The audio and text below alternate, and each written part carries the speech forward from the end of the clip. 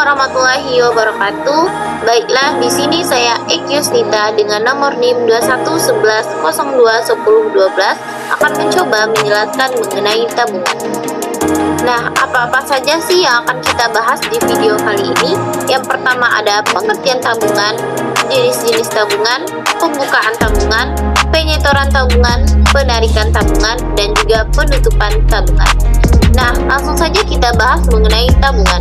Tabungan adalah tindakan menyimpan sebagian dari pendapatan atau uang yang dimiliki seseorang ke dalam akun khusus, seperti rekening bank atau instrumen keuangan lainnya dengan tujuan untuk yang digunakan di masa depan. Nah, kegiatan menabung ini biasanya digunakan untuk tujuan tertentu, tidak untuk pengeluaran sehari-hari.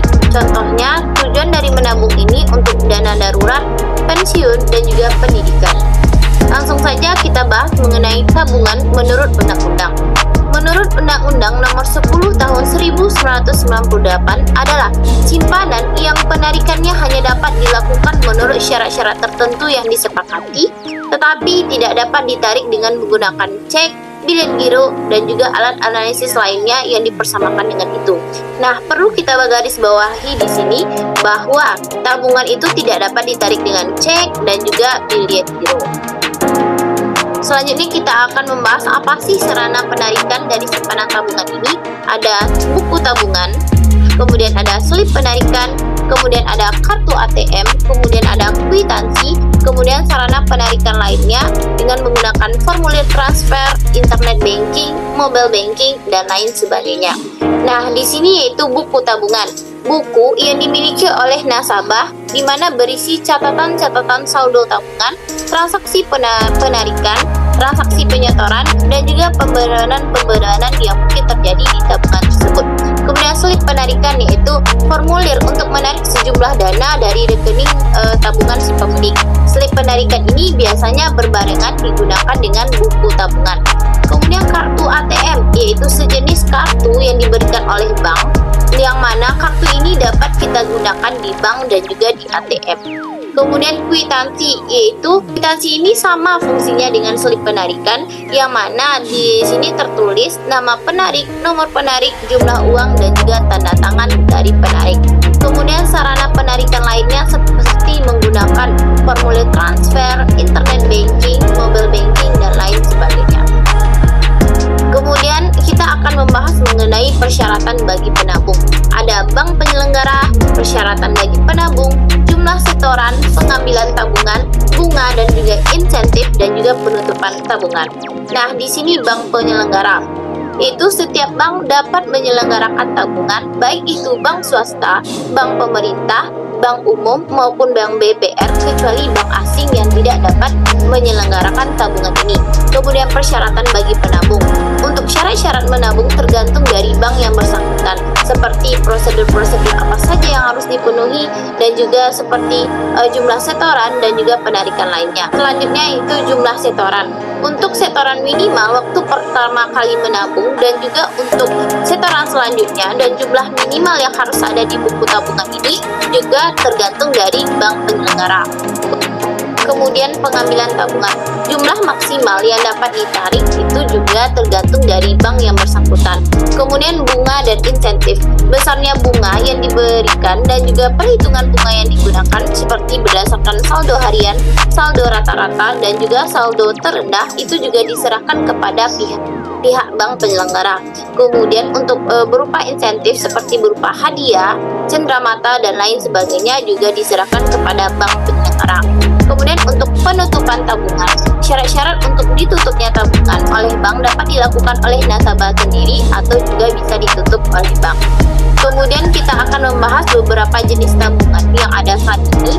Ada tabungan konvensional, tabungan investasi, tabungan giro, tabungan berjangka, tabungan valuta asing, tabungan bisnis, tabungan pegawai, tabungan mahasiswa, tabungan anak, dan juga tabungan haji.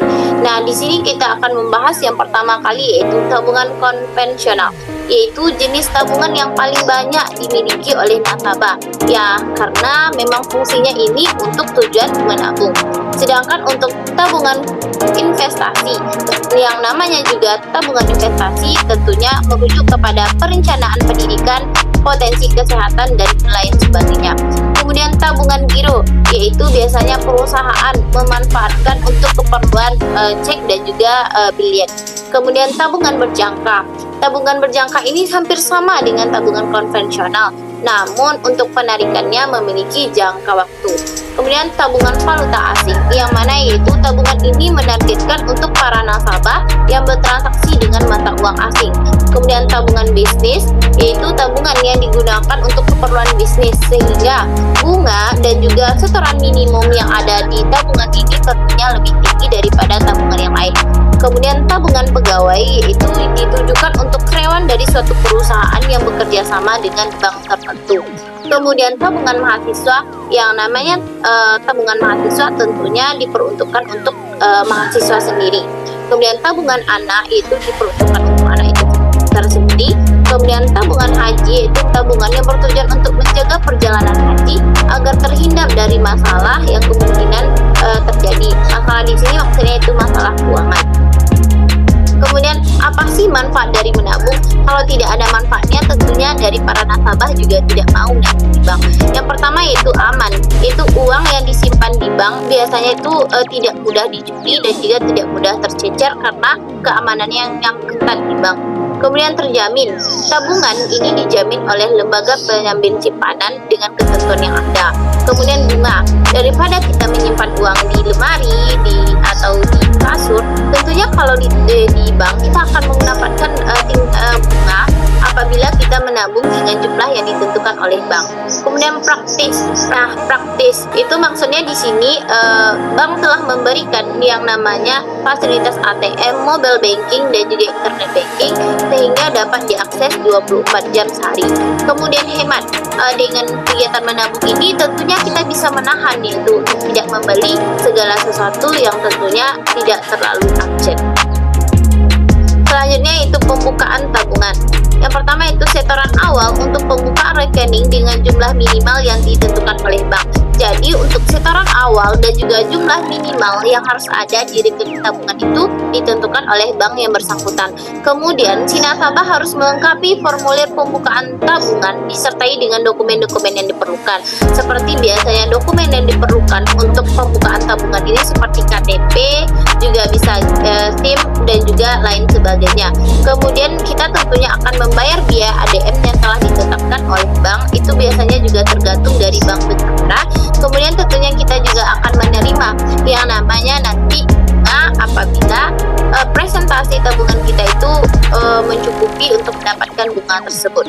Selanjutnya itu penyetoran tabungan. Yang pertama yaitu nasabah membawa buku tabungan ke bank. Yang kedua, nasabah mengambil dan juga mengisi slip penyetoran. Nah, setelah slip penyetoran tersebut diisi, baru menyerahkan slip penyetoran dan juga buku tabungan tersebut beserta uangnya kepada teller. Kemudian nasabah akan menerima slip penyetoran dan juga buku tabungan setelah diproses oleh teller. Kemudian selanjutnya itu penarikan tabungan.